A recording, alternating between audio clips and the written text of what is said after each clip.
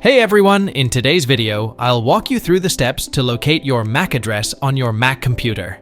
It's a straightforward process, so let's get started. First, head over to the top right corner of your screen and locate the Wi-Fi symbol. Give it a click.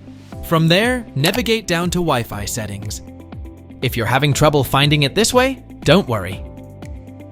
In the top left corner, click on the Apple icon, then select System Settings.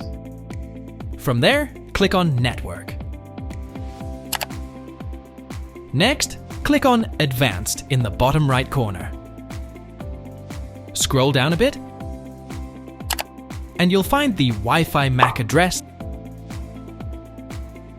This is your unique MAC address. Once you've got it, just hit OK to save your changes. That's it. I hope this tutorial was helpful for you. If you have any questions, feel free to leave them in the comments below. Thanks for watching.